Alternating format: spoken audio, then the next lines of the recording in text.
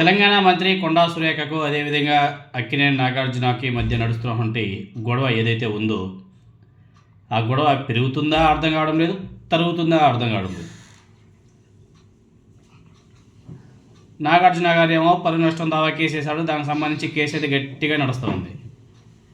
మరోవైపు కొండా సురేఖ గారు press meet పెడతారు, ఒక్కోసారి ఒక్కోలా మాట్లాడుతూ పోతుంది. అంటే వీళ్ళిద్దరి మధ్య గొడవ అట్లా పెరుగుతుందా అర్థం కావడంలే, అట్లా తగ్గుతుందా అర్థం కాని పరిస్థితిలో నడుస్తుంది ఈ వ్యవహారం. ఎందుకంటే నాగార్జున గారి మీద, ఆయన కుటుంబం మీద, అదేవిధంగా సమంత గారి మీద గతంలో ఆమె చేసినటువంటి వ్యాఖ్యల పట్ల పశ్చాత్తాపం వ్యక్తం చేస్తున్నామని చెప్పేసి మంత్రి కొండా సురేఖ గారు ట్వీట్ చేశారు. వారిని కించపరచాలన్న ఉద్దేశం తనకు లేదు, వారు బాధపడి ఉంటే అందుకు చింతిస్తున్నాను అనేసి ట్వీట్ చేస్తూ ఆ వ్యాఖ్యలను, వాళ్ళని బాధ పెట్టించినటువంటి వ్యాఖ్యలను వెనక్కి తీసుకుంటున్నానని చెప్పేసి ట్వీట్లో రాసుకొచ్చారు. అయితే అసందర్భంగా అర్ధరాత్రి 12 గంటలకు, అంటే మిడ్ నైట్ 12 గంటలకు ఆమె ట్వీట్ చేసింది. అసలు అర్ధరాత్రి 12 గంటలకు ఆమె ట్వీట్ చేయడం ఏంటి అనేసి రాజకీయాల్లో ఒక చర్చ అయితే నడుస్తుంది.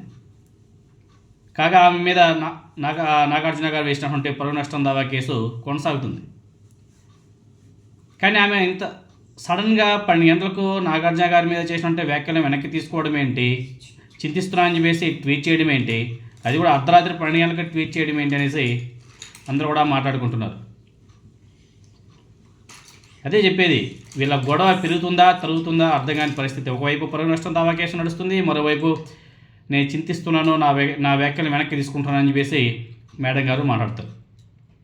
మరి నాగార్జున గారు వెనక్కి తగ్గి ఆ కేసును వాపస్ తీసుకుంటాడా, లేకపోతే ఇలానే కొనసాగుతుందా? ఎందుకంటే ఆమె పశ్చాత్తాపం వ్యక్తం చేస్తుంది. సో డైరెక్ట్గా నాగార్జున గారిని కేసు వెనక్కి తీసుకో అనేసి అడగలేక ఇలా ఇండైరెక్ట్గా వెళ్తుందా అన్న కోణంలో కూడా ఆలోచిస్తున్నారు. మరి నాగార్జున గారు వాళ్ళ ఫ్యామిలీ మెంబర్స్ ఏ విధంగా స్పందిస్తారో చూడాలా. అదేవిధంగా పరువు నష్టం దావా కేసుని ఏమన్నా వెనక్కి తీసుకునే అవకాశం ఏమన్నా ఉందా అన్న ఆలోచన కూడా చేస్తున్నారు. చూద్దాం మరి.